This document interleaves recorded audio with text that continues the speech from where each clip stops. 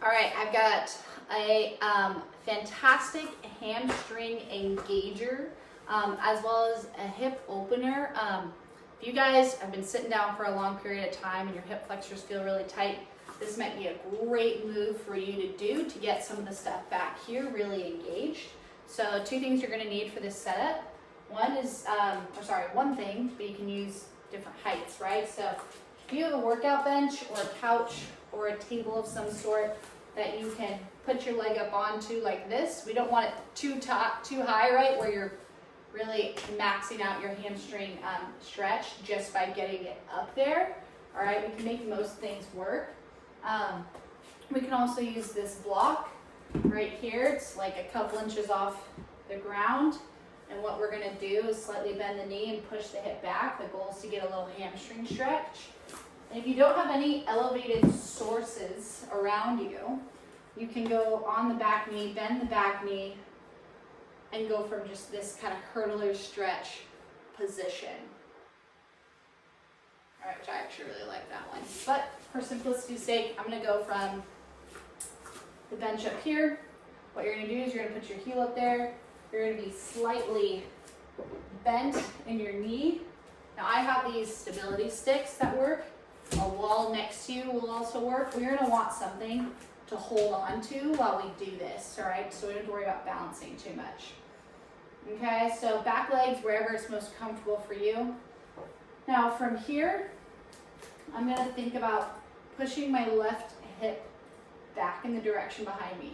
I'm not just folding over and reaching towards my toe. That's what everyone does the first time they do this. Don't be that person. I want you to think of tilting your hips back, right? So this would be me tilting my hips forward. Think about tilting the hips back. So my foot's up here, I'm tilting the hips back. I'm almost there's like a string coming out of my glutes and it's pulling my glute back behind me. You should feel a deep stretch in the top of your hamstring.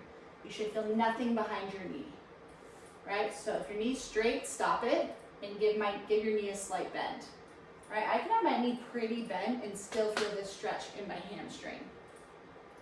So once you get that stretch there in the top part of your hamstring, kind of where it goes into attaches into your pelvis, we're gonna hold this for 30 seconds to 2 minutes. Now once you hold it for 30 seconds to 2 minutes,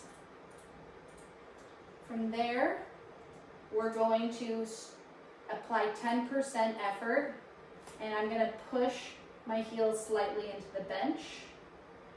After 5 seconds passes, I'm gonna increase by 20% effort. So I'm at 30% effort now. I'm gonna take a deep inhale into my stomach. I'm gonna hold that air in my abdomen, and I'm gonna give it 50% now into the bench. And so this should be firing up my hamstring, not the back of my knee. I want to be working my hamstring the more I push this foot down into the bench. I'm going 70% effort. I'm going to max it out. I'm giving as much as I have. Now here's the kicker.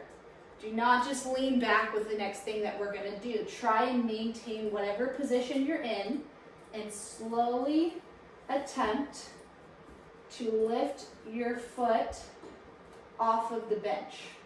Now I'm holding on to a stability stick and a wall to help me do this. And my leg is shaking like crazy.